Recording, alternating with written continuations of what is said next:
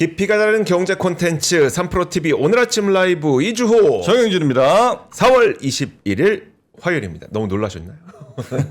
아유, 오늘 아침에 날씨가 갑자기 또 추워졌더라고요. 네. 아유, 이 뭐 4월 20일 4월 이제 하순인데. 네. 아, 날씨 문제인지 저는 지금 몸이 지금 상당히 안 좋습니다. 아, 그래요? 잘 안 챙기십니까? 아, 지금 그래요? 등 쪽이 지금 문제가 심각하니까 네네. 잘 좀 네, 부탁드립니다. 안 건드리겠습니다. 네. 자, 오늘 출근하실 때는 갑자기 좀 날씨 추워졌으니까 이거 옷 따뜻하게 챙겨 입고 나가시길 바라겠습니다. 주말까지만 하더라도 거의 뭐 30도 가까이 올라서 뭐 4월부터 이렇게 덥나 했었는데 지금 또 갑자기 좀 추워졌습니다. 약간 비 오더니.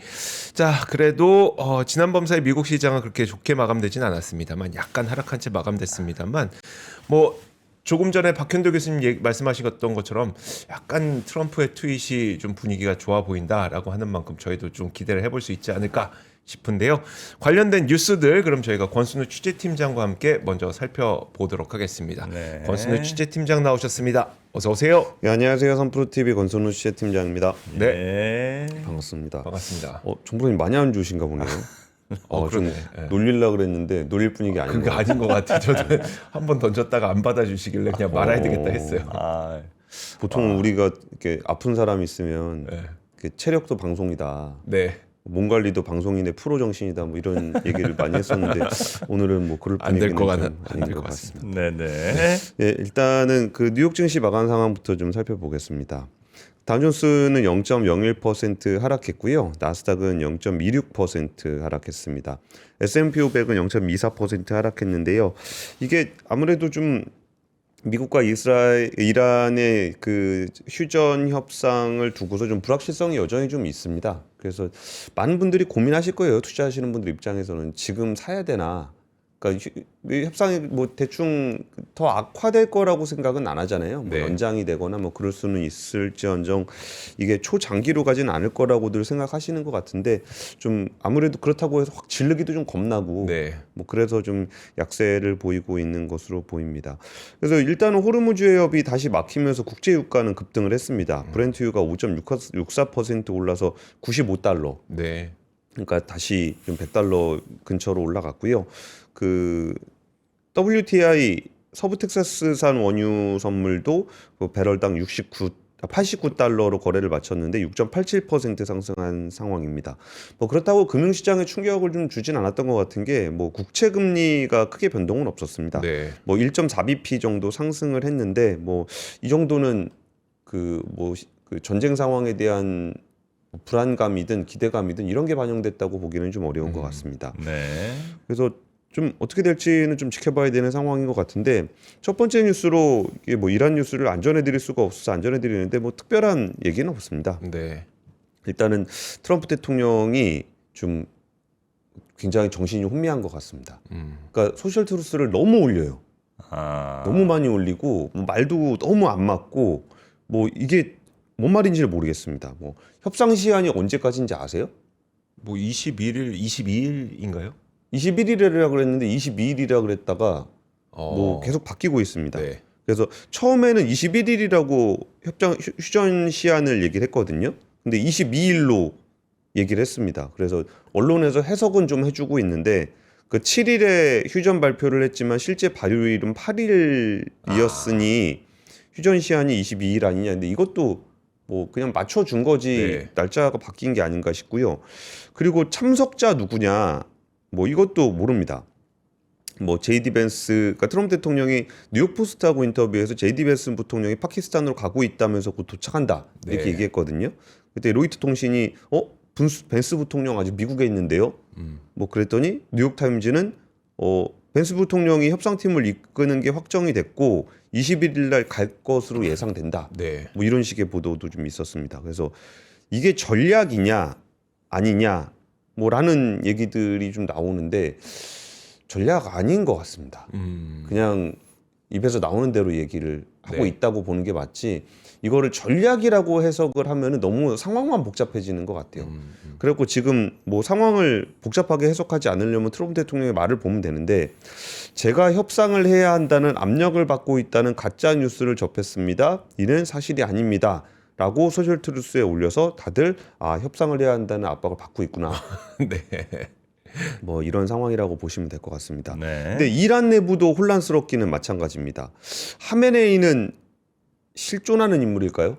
그러니까요. 그러니까 지금 한 번도 그 얘기가 안 나온 상황에서 뭐 부상을 당했다라고 얘기를 했을 때 뭐 부상을 당했으면 사진 정도는 또 보여줄 수도 있는 거잖아요. 네. 그리고 목소리 한 번이 안 나오고 매번 대독을 하다 보니까 이게 구심점이 있긴 한 건가라는 얘기가 나옵니다. 그 와중에 그 아락치 외무장관이 호르무즈 해협 뭐 관련한 얘기했다가 뭐 열어준다고 했다가 뭐 이혁수 이란 혁명 수비대가 또 다시 막았다 뭐 이런 얘기들도 좀 있었고 그래서 이게 국정 장악을 누가 하고 있는 거냐라는 부분들에 대해서 굉장히 좀 혼란스러운 상황입니다. 그리고 어쨌든 휴전 연장 가능성은 매우 작다라고 얘기를 해서 뭐 곧 네. 뭔가의 결론이 나오지 않을까 싶습니다. 네. 네. 그 안마의자 광고 빌드업이냐는 분들이 계셔서 그런 건 전혀 아니라는 말씀을 아 드립니다. 네. 다 뭔가 아니에요. 광고에 대한 압력을 받고 있다는 가짜 뉴스를 접했는데 네. 광고에 대한 압력을 받고 계십니까? 네. 어떠한 압력도 받고 계시지 않습니까? 아닙니다. 난 사실 담이라고 생각하시는 분들이 많은 것 같은데 네. 담이 안 왔거든요. 저는 살면서 네. 담이 온 적이 없어요.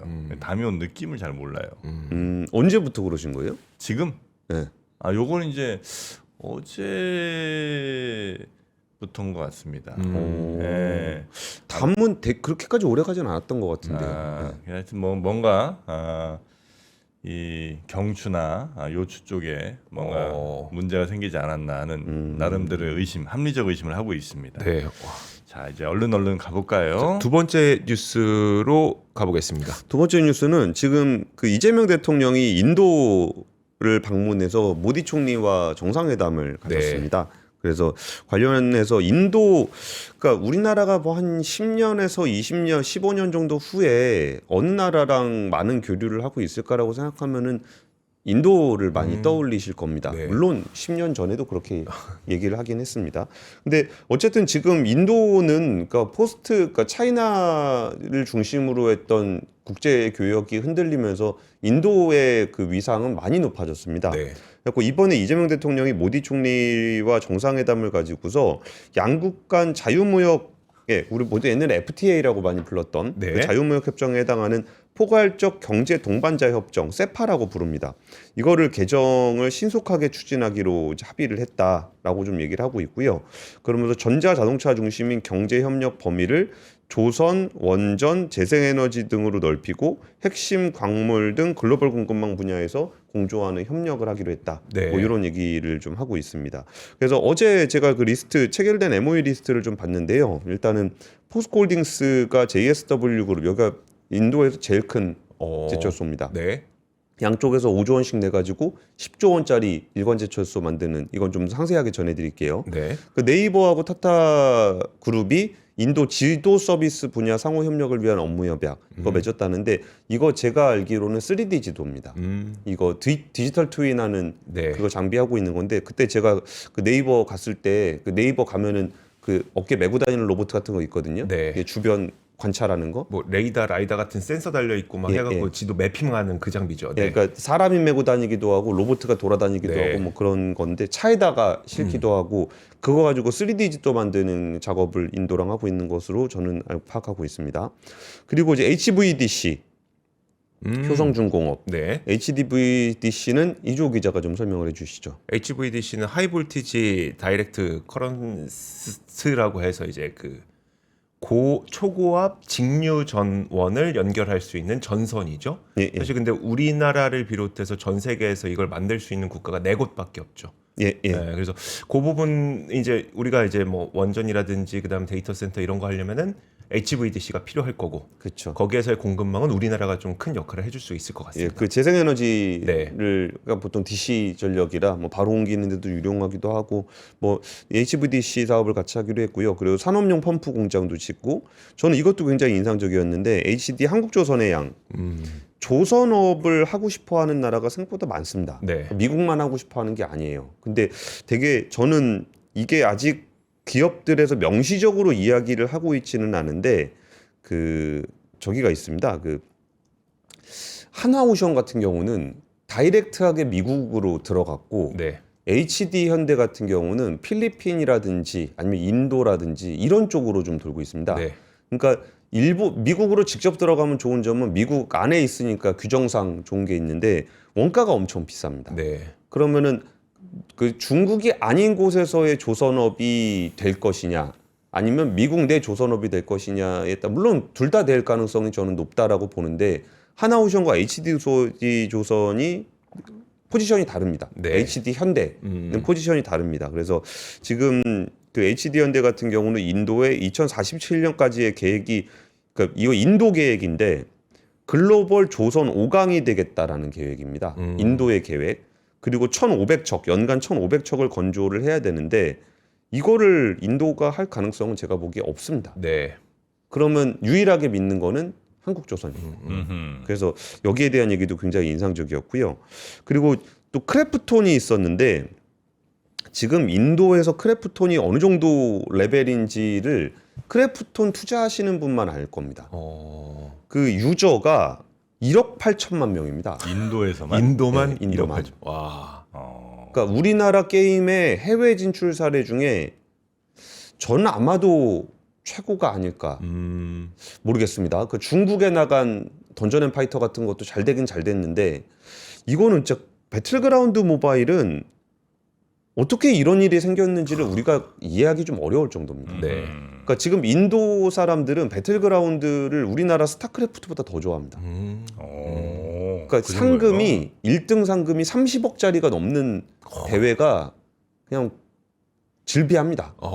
그래서 이 부분들은 정말 놀라운 성과인데 역시나 배틀그라운드 크래프톤 같은 경우도 이번에 정상회담에 좀 참여를 했었고요.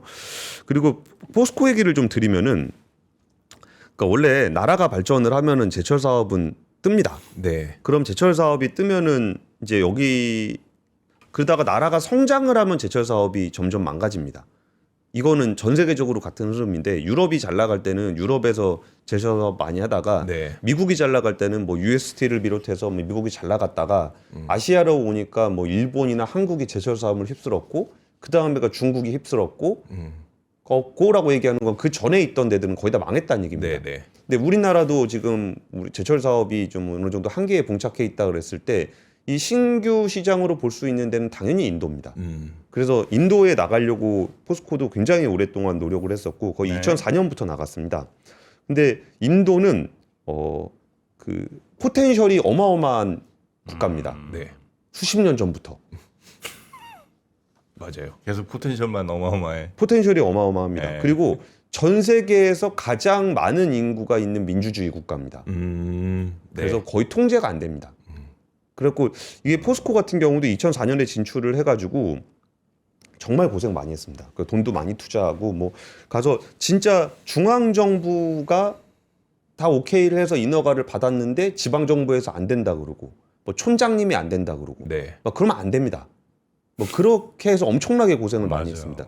그래가지고 이번에는 1위 철강사 JSWST라고 손을 잡고 나간 것도 이거는 도저히 외국 기업이 들어갈 수가 없는 구조입니다. 그리고 인도가 생각보다 굉장히 민족주의적인 국가입니다. 네. 그래서 어마어마한 잠재력이 있고 역량도 굉장히 뛰어나고 민주주의 국가이긴 한데 이게 그 시장 진출하기가 되게 어려운 나라입니다. 그래서 이번에 1위 그 제철소와 50%씩 합작하는 구조를 가지고 있다고 하고요. 그리고 저는 또 눈여겨보는 게 인도가 좀 극단적입니다. 뭐 어떤 분야에서는 극단적으로 잘하고 네. 어떤 데는 극단적으로 못하고 막 이게 굉장히 혼재되어 있습니다. 근데 제철소 같은 경우는 그러니까 제조 설비는 나중에 만든 설비가 대부분 좋아요. 네. 그렇죠. 그러니까 우리나라가 전 세계에 1등하고 있는 게 굉장히 많은데 옛날에 뭐 대우조선의 옥포조선소 그것도 전 세계에서 제일 큰 도크였고 네. 지금은 중국입니다. 포스코의 광양제철소도 만들 때 당시에 전 세계에서 가장 큰 일괄제철소였습니다. 석유화학 설비도 그렇고, 그러니까 나중에 만든 설비가 효율적이고 더 좋습니다. 네. 뭐 아무래도 그렇겠죠. 근데 네. 이제 와서 우리나라가 제철소를 부시고 새로 지을 수는 없잖아요. 아, 그건 어렵죠. 네. 근데 인도에 새로 지을 때는 지금 저탄소 조업 기술, 포스코가 가지고 있는 저탄소 조업 기술 최대한 많이 반영을 하려고 하고 있고요. 그리고 JSW 같은 경우도 그쪽에 재생에너지 인프라를 많이 동원을 해서 재생에너지 기반 그린 스틸 같은 거를 많이 만들려고 하고 있습니다. 네. 근데 이게 있는 거에서 만드는 것보다 새로 만드는 게 어쩌면 더 쉬울 수도 있거든요. 그런 부분들을 한국과 인도가 같이 만들어낸다면 어쩌면 제철 산업의 어떤 그 그린 전환의 네. 그 선두에 쓸 수 있는 그런 프로젝트가 될 거라고 저는 생각합니다. 네. 그리고 포스코가 지금 의외로 해외 진출하고 있는 게 좀 있는데 뭐 대표적으로 그 미국의 클리브랜드 클래프스와의 협력. 네. 그러니까 미국의 1등 회사입니다. 클리브랜드 클래프스하고 협력을 해가지고 미국 시장에 진출한 거. 그리고 미국 루이지애나 제철소 지분 투자한 게 있는데 이 루이지애나 제철소는 현대제철 겁니다. 그거를 협력을 해서 현대차를 비롯한 한국 기업들 진출한 부분에 내보내려 그러는 네. 거거든요. 그러니까 뭔가 그 전에는 뭐 좀 인건 비싼 인도네시아, 베트남 이런 쪽에 진출했었다 그러면 인도하고 미국에 진출하는 사업을 하고 있습니다. 그러면 이거는 또 한 10년 정도 지나면은 어떻게 달라져 있을지 한번 좀 기대를 해볼 수 있는 네. 그런 프로젝트인 것 같습니다. 네. 근데 인도는 뭐랄까 그 일단 법적인 안정성이 너무 좀 떨어지는 게 진짜 그런 말씀 많이 하시죠. 예. 네. 그러니까 예를 들어 뭐 소송 한번 뭐 어디랑 붙으면 한 30년씩 걸린다는 거예요. 그러니까 이게 뭐 안 되잖아. 그러니까 그 법원에서 빨리 해결할 거 그러니까 다 딱 한도가 있는 게 아니고 그냥 좀 빨리 하고 싶은 건 먼저 해버리고 안 되는 건 그냥 계속 냅둔다는 거예요. 그럼 이제 그 갈등이 어떻게 해소가 안 되잖아. 그러니까 그런 문제들도 좀 있는 것 같고. 그거를 누가 풀어줘야 되냐? 예. 정부가 풀어줘야 됩니다. 우리 정부가 우리 정부와 인도 정부가 합쳐서 풀어야 되는 건데 아까 포괄적 경제동반자 협정 개정한다 그랬잖아요. 네. 이런 게 영향을 미치는 겁니다. 네. 그러니까 뭐 예를 들어서 개별 기업이 그 소송을 걸린다거나 아니면 지역규 아니면 촌장님하고 싸운다. 네. 이것도 사실 개별 기업이 풀기가 굉장히 어렵습니다. 어렵죠. 그랬을 때 지금 우리가 가지고 있는 카드들을 보시면은 같이 보시죠. 현대차가 푸나에 3공장 만든다 그러고 R&D 센터 28년 완공합니다. 삼성 현지 기업 되겠다 그러면서 첨단 산업 이런 거 하고 있고 HD 현대, 효성, 크래프톤 이런 거 하고 있는데 이런 부분들을 감싸줄 수 있는 거는 결국은 정부 간 협상이 굉장히 중요합니다. 자유무역 시대보다 훨씬 더 지금 중요해졌기 때문에 네. 저 지금 되게 후회하고 있습니다. 왜요? 이번 정상회담 좀 따라갈 걸. 정상회담에 그래 가시라니까. 이렇게 너무 재밌었을 것 같습니다. 네. 이렇게 큰 판이 벌어지고 있는데 현장에 가 있었으면 얼마나 재밌었을까. 와. 하여튼 뭐 엄청나게 가능성이 있다는 건 뭐 우리가 다 알고 있는 사실인데 과연 그 가능성을 실질적인 어떤 뭐 이익이든 아니면 효율성으로 바꿀 수 있느냐, 그건 이제 진짜 할 일이 좀 많이 있는 것 같습니다. 제가 말씀드리는 네. 건 이츠 디퍼런트. 에, 10년 동안 하던 얘기긴 합니다.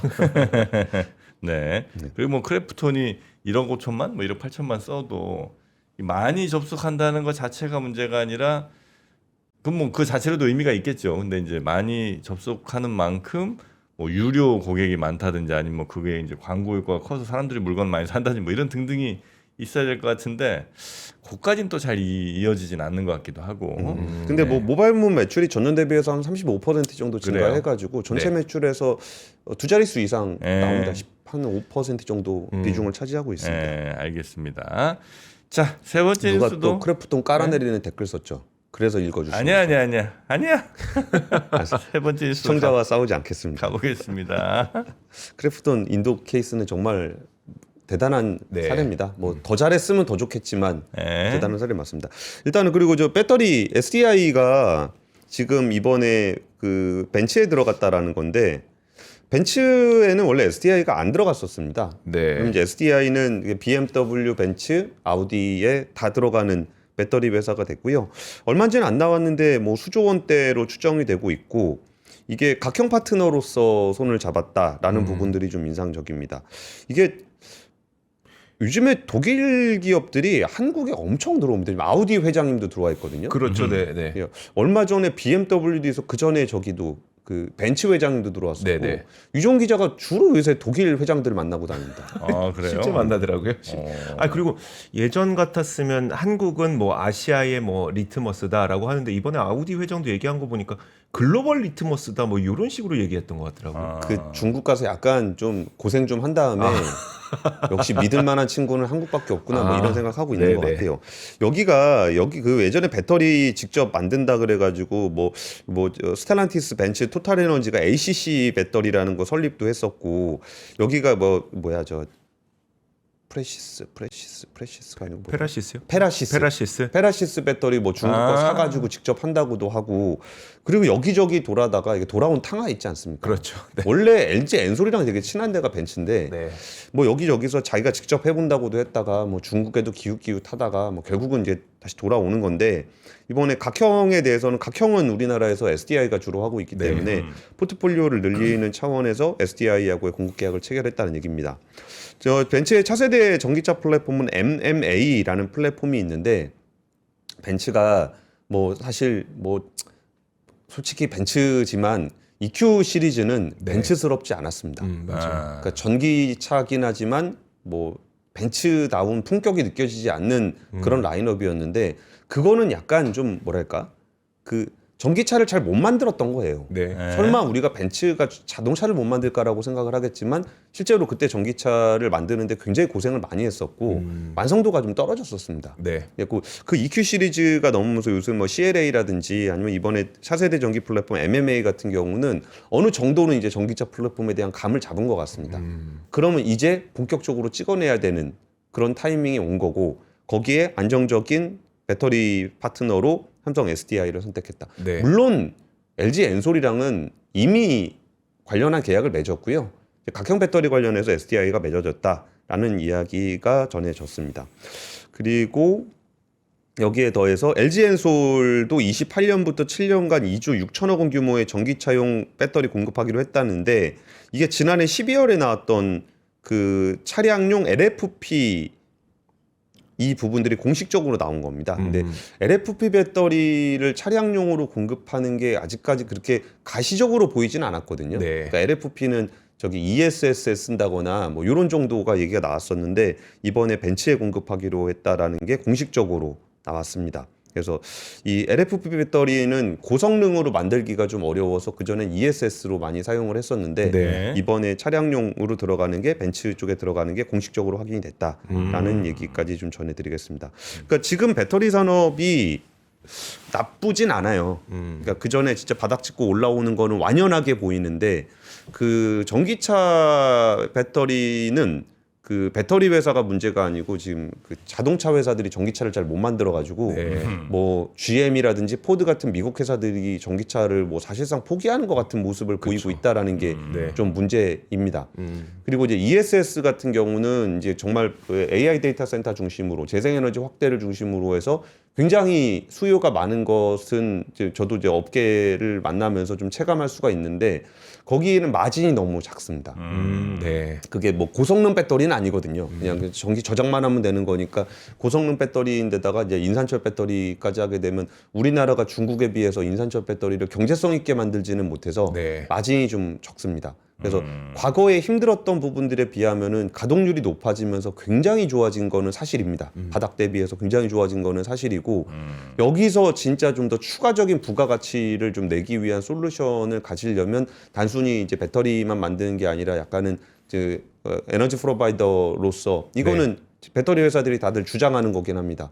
그 에너지 프로바이더로서 좀 더 고부가를 할 수 있는 풀스택 기반으로 가거나 아니면 핵심적인 바틀렉을 잡거나 뭐 이런 부분들에 대한 노력이 좀 더해져야 될 것 같습니다. 네. 그래서 확실히 좋다. 지금 업황은 확실히 개선이 됐다는 말씀을 좀 드리고 여기에 좀 더 추가로 뭔가를 더한다면 여기에 조금 더 그 생태계를 장악할 수 있는 네. 솔루션 쪽을 좀 더 강화를 해야 될 것 같다. 네. 라는 얘기를 좀 드리겠습니다. 이거의 대표적인 사례가 그 전에 뭐 제가 자주 얘기하는 거긴 한데 그 칼레니우스 벤츠 회장이 왔을 때 그때 그 LG전자, 디스플레이, LG 엔솔 이런 데 경영진을 차례로 이렇게 만났었거든요. 네. 근데 저는 그게 되게 보기가 안 좋았어요. 그러니까 그 벤츠 입장에서는 벤츠 자동차에 들어가는 걸 LG가 다 만들고 있다는 얘기거든요. 근데 그거를 개별 납품 회사로 하게 되면은 협상력이 떨어질 수밖에 없습니다. 그러니까 배터리는 배터리대로, 디스플레이는 디스플레이대로, 모터는 모터대로 이게 좀 그런데 정말 그 LG가 가진 어떤 일종의 솔루션을 네. 가지고 접근을 했을 때 그 칼레니우스 회장은 그 얘기를 했었거든요. 야, 이게 전 세계에 아예 그 하드웨어 배터리부터 최종 콘텐츠까지 네. 다 가지고 있는 나라는 한국밖에 없다. 그래서 포괄적인 협력을 원한다. 이 얘기를 칼레니우스 회장한테 제가 물어봤었거든요. 네. 왜 한국에 오셨어요? 그랬더니 이것 때문에 왔다로 얘기를 했었는데 오히려 지금 우리는 여전히 그 부품만 팔고 있는 네. 그런 부분들에서 좀 한 단계 도약한다면 훨씬 더 그 미래가 밝지 않을까라고 그러겠네요. 기대를 해보고 있습니다. 네. 근데 이 벤츠를 만약에 내가 경영하면 네. 그러니까 EQ 시리즈 있잖아요. 전기차 시리즈. 예, 예. 그 친구들을 그냥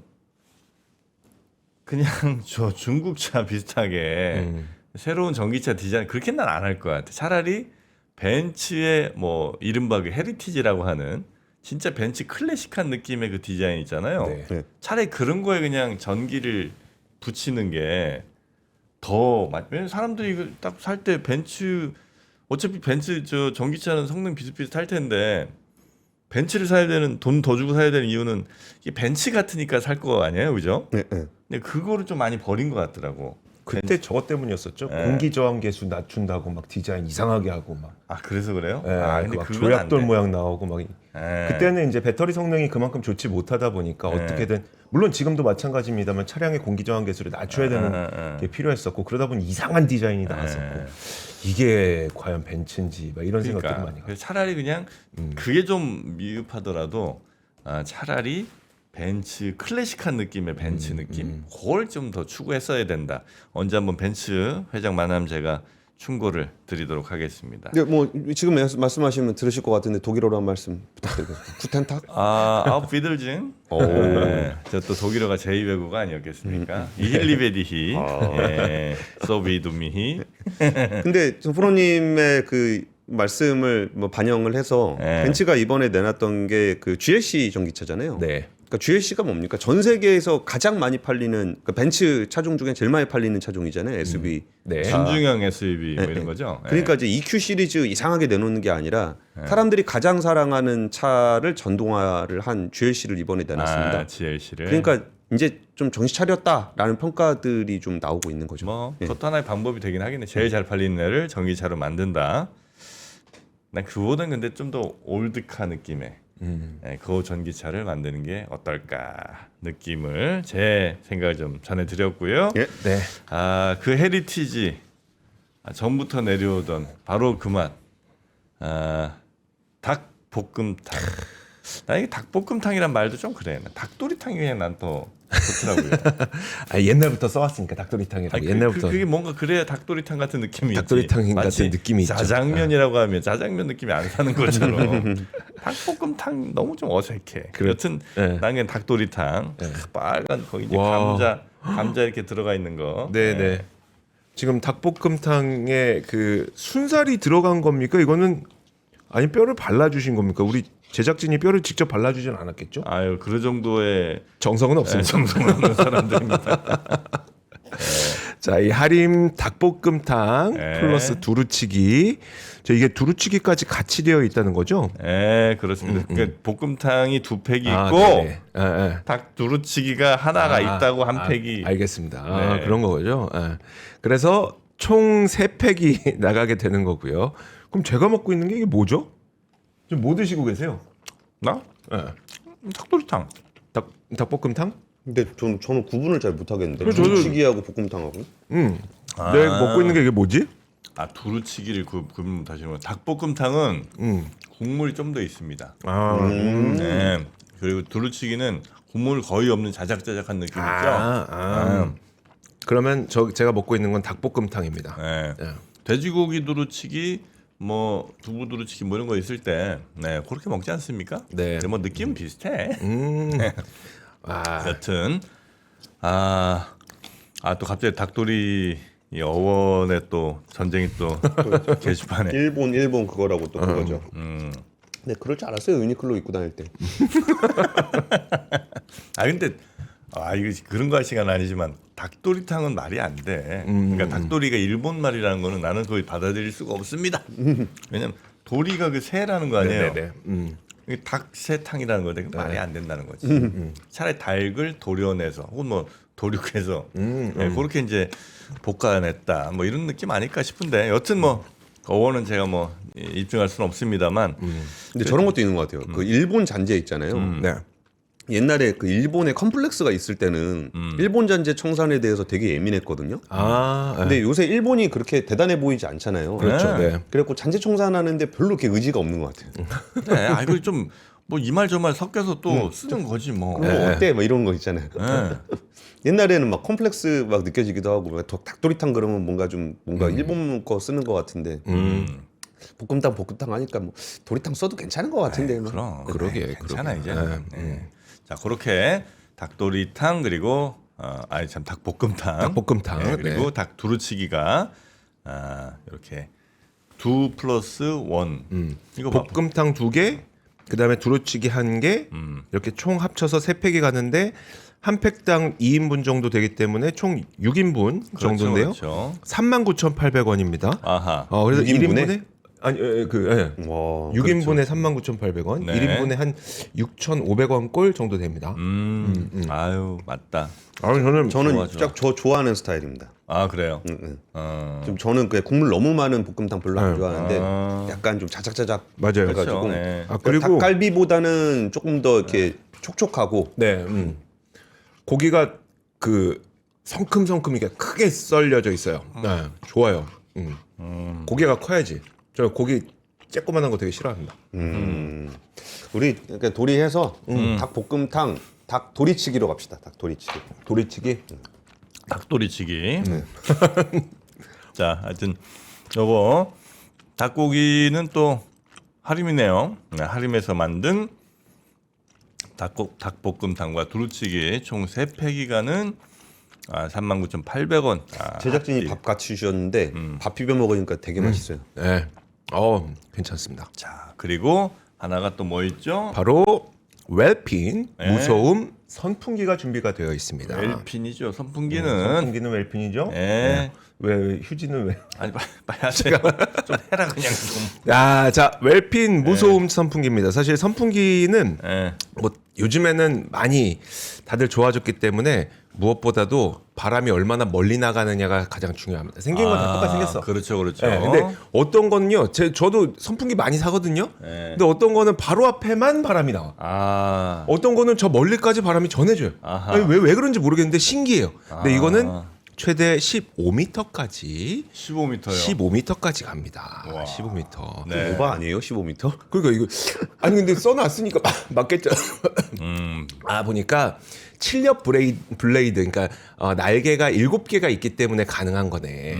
그러네요. 그리고 이거 진동 많이 있으면 막 소리 크잖아요. 근데 보니까 지금 물컵을 위에 올려놔도 떨어지지 않는 걸 보니 그러니까 진동이 많지 않다는 거고 결국 소음이 좀 적다는 얘기를 하는 것 같습니다. 네. 저도 직접 사용을 해보고 싶은 마음이 드는 제품이네요. 네. 근데 요즘에 그러니까 선풍기는 보통 한 번 쓰면 되게 오래 쓰잖아요. 네. 그래갖고 요즘 나온 선풍기 얼마나 좋은지 잘 모르시는 분들 되게 많아요. 선풍기 바람이 다릅니다. 기본적으로. 맞아요. 기본이 다르고 거기에 이제 바람의 결이 다릅니다. 바람 결이. 부드러워. 네, 맞아요. 거칠지 않아요. 그러니까 저희도 이제 선풍기 집에 그 원래 있던 선풍기가 있고 새로 산 선풍기가 있잖아요. 그러면은 원래 있던 선풍기는 제가 씁니다.